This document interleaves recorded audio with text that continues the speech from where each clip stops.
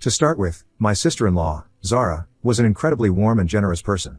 She always greeted me with kindness and made me feel like I was a sister from the very first day I met her. Over the years, since we were both working ladies, we had gotten incredibly close with each other and spent our weekends shopping or going to lunch together. Zara was always a very fit person and took incredible care of her health. This is why when she received the devastating news of her breast cancer diagnosis, it shook all of us deeply. We rallied around her and gave her our support to fight back against the cancer. I made it a point to visit her regularly during her chemotherapy sessions to spend time with her or watch over my baby niece whenever I could during one of my visits to her place. As we sat together in her living room, she shared with me a piece of news that shattered my heart. Her voice trembled as she revealed that her doctors had delivered a crushing update. Her cancer was aggressive and was resistant to treatment. They had given her a prognosis that left little room for hope. The weight of her words hung heavy in the air, and I struggled to find the right words to comfort her. In that vulnerable moment, I asked her what I could do to make things easier for her. Her eyes, usually so full of warmth and laughter, now reflected a mix of fear and resignation. She told me that she was grateful for everything that I had done for her and wished she didn't have to burden me with a secret that she had kept hidden from everyone. I firmly told her that she had nothing to apologize for and that I would do anything for her, no questions asked. It was then that she entrusted me with a secret she had never revealed to anyone, including her own parents. She confided in me that years ago, during her college days, she endured a harrowing experience that had haunted her ever since. It was at a party, a night blurred by too much alcohol, when she found herself the victim of a sexual assault. The perpetrator wore a mask, making it impossible for her to identify him. The trauma of that night had left deep scars that she had carried silently for years. As she recounted the events of that fateful evening, I listened in horror. She was in a relationship with my brother at the time, hence naturally, she turned to him for support and comfort, hoping that he would be the one person in the world who would understand her. However, instead of finding solace in his embrace, she was met with disbelief and blame. My brother couldn't comprehend how another man could violate her in such a way, and in his shock, he started questioning her about her actions. He implied that perhaps it was her attire or behavior towards the guy in the party that had invited the assault on her. He refused to believe that a man could just do something like this to a woman without the woman giving him some type of signal. SIL was devastated that he was questioning her this way. The weight of shame and guilt unfairly placed upon her shoulders by someone she loved only added to her anguish. Despite this, she gathered the courage to report the assault to the police and even went for a medical test which proved her statement about the assault, since she wanted the perpetrator punished. However, unfortunately for my SIL, she lived in a college neighborhood where parties were commonplace, and thousands of students mingled under the cover of night, so the police could not identify the masked assailant, no matter how much they tried. It also did not help that none of the people present in the party came forward to testify for her. As a result, the investigation went nowhere and my SIL never got her justice. At the time, her parents were alive, so they were the only ones who believed in her, and this is how she was able to overcome the deep shame of what had happened to her. According to SIL, after months of talking to my brother about the incident, he eventually came around and apologized to her for his initial reaction. He admitted that he should have known better to trust her and promised that he would support her better from then on. Despite the strain in the relationship, SIL didn't want to end things with him, so she decided to forgive him. In the years that followed, although my brother tried his best to be there for her, she was always haunted by the incident. I was devastated hearing this since my brother had never mentioned any of this to me. SIL pointed out to me how my brother never liked talking about this, and he had in fact told SIL to always keep this incident a secret as if it was dirty for others to find out. I squeezed SIL's hand softly and told her that I did not judge her for anything that had happened to her because it was never her fault. SIL smiled back wryly and told me that she had more to tell me. She spoke haltingly as if each word was both a confession and a plea for understanding. She then revealed that she had been sexually assaulted again after the first incident, but this time it was by her former boss at her previous job. I remembered how 2 to 3 years ago, she had left her job out of the blue even though she had always liked working at her position. SIL had never told me the reason why until then. Her hands trembled as she recounted the fear and helplessness she felt during the second assault. She told me she felt numb with shock during the entire thing and was only able to move once the assault had ended. Tears streamed down her face as she fled the scene in a haze, her whole body shaking with the weight of what had just happened. She described feeling disconnected from everything as if she were experiencing the entire ordeal from outside her own body. Later, when she sat in her car crying, her initial thoughts turned to my brother, and she knew from his last reaction that he would again blame her this time. She told me how she felt that shame returning when she realized she had let yet another man violate her without her consent. She felt unclean and disgusted towards herself. This time the trauma took a toll on her mental health because, unlike last time, she didn't have anyone to talk to anymore. Her parents had passed away and she was scared to open up to my brother. As a result, she plunged into depression and even had a few panic attacks. SIL told me that she wrestled with the decision to report the assault to the police and get her boss arrested or protect her marriage. Then 3 weeks later, she discovered that she was pregnant. At that moment, she knew with certainty that the child was not my brother's. The weight of this realization depressed her further. She was unsure of how to break the news to my brother since she thought he would definitely ask her for a divorce. As a result, due to her depleting mental health, SIL had resolved to end her life. She told me how at that time, she felt so helpless since she lacked the strength to terminate the pregnancy and also didn't want people finding out about her assaults. I listened to her story, holding back tears, not able to believe everything she had gone through, silently without any of us realizing anything. SIL continued to tell me how the evening when she had chosen to end her life with sleeping pills, everything suddenly changed when my brother, out of nowhere, discovered the positive pregnancy tests in the washroom. Instead of waiting for an explanation, he started jumping up and down in joy, expressing his happiness that she was pregnant and that they could finally start a family together. Caught up in his jubilation and enveloped in his embrace, she found herself unable to shatter his happiness with the truth. She later confided in me how ashamed she felt for not finding the courage to tell him the truth that day, or over the course of the last 2 years, that the child was never his. SIL told me how every time she witnessed the tender moments between her daughter and my brother, her heart broke anew. Tears streamed down her face as she apologized to me for lying to my brother and everyone else and even called herself a coward and a loser who didn't deserve such a wonderful family like ours. According to her, she felt getting cancer was God's way of punishing her for her lies. She told me she would be eventually confessing everything to my brother before she passed away. However, she wanted me to promise her something.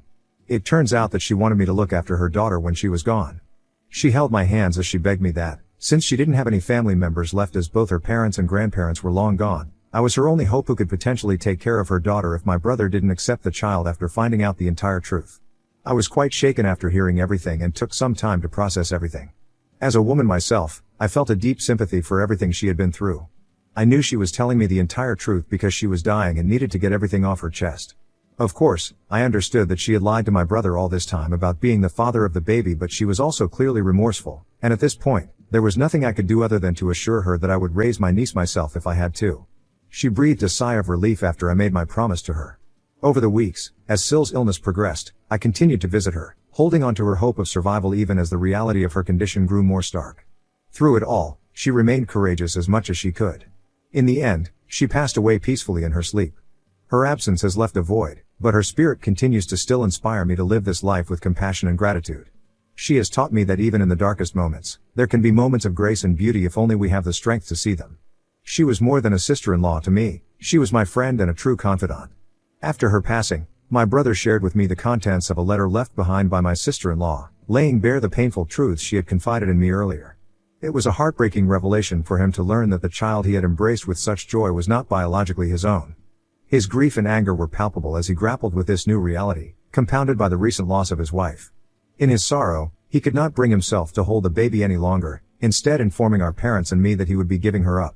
I firmly told him that SIL wanted me to look after my niece, so I wanted to take care of her if he no longer wanted her.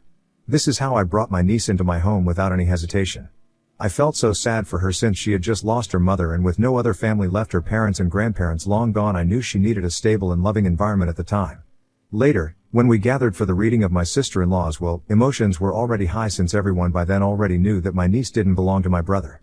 A lot of my family members were divided about this news, however SIL was no longer with us to take on their wrath. According to her will, she had made clear and deliberate provisions for her daughter's future, leaving every asset and resource she had made over the years for her daughter's well-being. Since SIL had received an inheritance from both her parents as well as her grandparents, she had a considerable amount of money to give. To my brother's disappointment, there was nothing allocated to him, a decision that only deepened his pain and sense of betrayal, and he loudly exclaimed how it was wrong of her to not leave him anything. In her will, SIL had exclusively mentioned that she entrusted the management of these funds to me if I would be willing to take on the role of caring for her daughter. I was surprised by this news, and so was everyone else who was present. I guess this is why SIL wanted me to make that promise to her weeks ago before she passed away, so she could change her will accordingly. She was right to trust her instincts and not let my brother have access to her funds, because if that were the case, he would have never let my niece have anything and would have abandoned her without any money. Since my brother was unwilling to continue caring for the child, I was eventually granted full custody of my niece, and with access to the financial provisions I had received, I've been able to take care of her all these years. My brother did try to fight me regarding the money SIL had left behind, since he felt he was entitled to receiving at least half of it. However, the judge didn't listen to him. In anger, my brother told me that he wanted nothing to do with SIL's daughter and insisted that he never wanted to see my face again since I had clearly betrayed him by taking in the girl. I firmly told him that I was sorry for all the hurt he felt, but that I was not going to go back on my promise to my SIL. I recognized that my sister-in-law had been wrong in withholding the truth from my brother. However, with her no longer with us, I firmly believe that the child should not bear any blame for her parents' actions.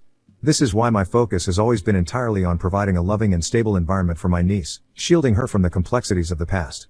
Over the years, I've ensured that my niece has had everything she has wanted, using the funds left behind by my SIL.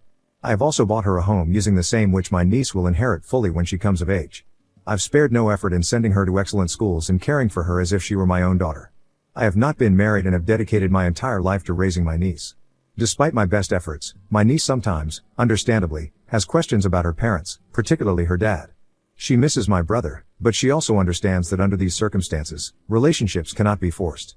My decision to prioritize my niece's well-being has strained my relationships with the rest of my family. They've all chosen to sever ties with me, and no longer invite me to any event as they believe that my actions are misguided and that I've chosen my niece over my own family. Even my own parents believe I should have given up my niece and have repeatedly told me how disappointed they are that I am raising someone else's child who did nothing but lie to my brother. As you can imagine, the past years have been a difficult journey, where I've had to navigate the rift between what I believe is right and the consequences of those decisions on my familial relationships. This year, as my niece approaches her 18th birthday, I feel a sense of fulfillment in preparing to transfer all her assets, including the house I've secured for her, as per SIL's wishes. It's a milestone I've been preparing for a long time. I feel like I have done everything I could until now to protect her and she is now ready to make her own decisions. Just last week, out of nowhere, my brother contacted me, telling me how he needed to talk to me about something very important. My heart skipped a beat and I thought that perhaps he had seen the error in his ways and maybe he wanted to reconnect with me and my niece after all these years. I agreed to meet up with him, but I didn't want my niece to find out and give her false hopes before I could find out the actual reason behind his visit. Hence, I arranged for us to meet while she would be at school. When my brother arrived, there was a mix of anticipation and genuine warmth as we caught up with small talk. My brother told me how he had since remarried and I was pleasantly surprised to hear that he even had 2 children of his own.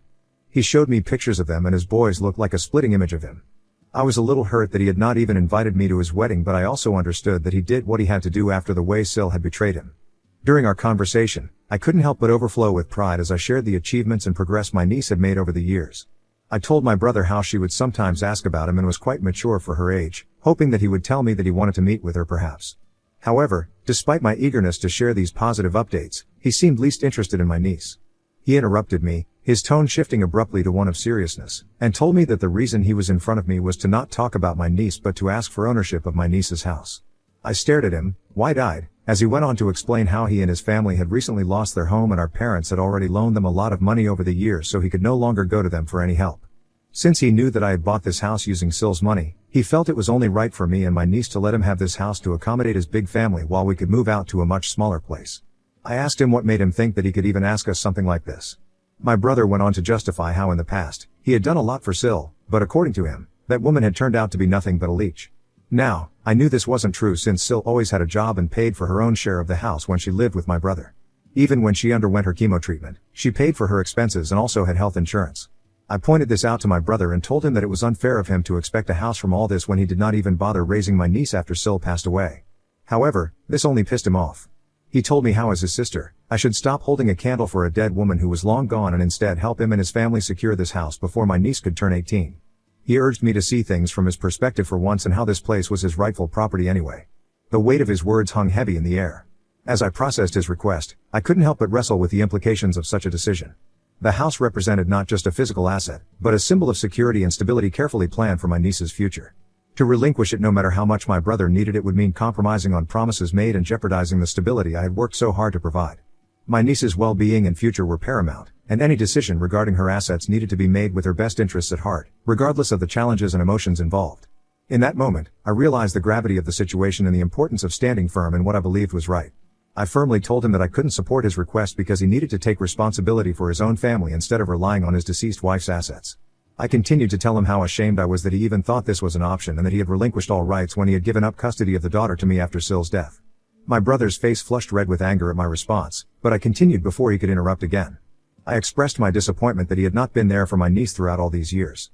I didn't hold back in reminding him that while I understood that SIL had betrayed him, he should also understand that she had been a victim of numerous traumas. It was unfair for him to shift blame onto her now, especially considering he hadn't supported her after her first sexual assault. His eyes widened in surprise when I told him this, and he demanded to know how I knew about that since no one besides him knew the truth. This is when I explained to him that SIL had confided everything to me and entrusted me with the responsibility of caring for my niece before she passed away. Upon hearing this, my brother became accusatory, claiming I had blindsided him and told me how I was a liar just like SIL. I shook my head and countered by reminding him that SIL had been terminally ill and had suffered enough. After all the years of him not taking responsibility for my niece, while I had done everything in my power to support her, he had no grounds to dredge up the past and complain about it now just because he wanted SIL's money. I was tired of him acting like a victim all the time. It was frustrating to see him shift blame and demand entitlement when he hadn't been financially supportive of my niece all these years. His audacity to come after 16 years and request ownership of her house felt like a slap in the face, disregarding all the sacrifices and efforts I had made to ensure my niece's well-being and future stability. My brother was pissed that I was not giving in to his demands. Ever since our conversation, he and my parents have been repeatedly calling me, demanding that I am being difficult for no reason and that I should have family loyalty for them rather than my niece. It's so weird and scary that when it comes to money, even your blood relations can turn into animals. Ida for standing up for my niece and refusing to give in to my brother's ridiculous demands. Update 1. First of all, I am blown away by how sweet everyone has been in my DMs and in the comments. Thank you for making me smile. Secondly, I cannot tell you the number of women who have reached out to me, talking about how they have gone through what SIL went through and how sorry they feel for her.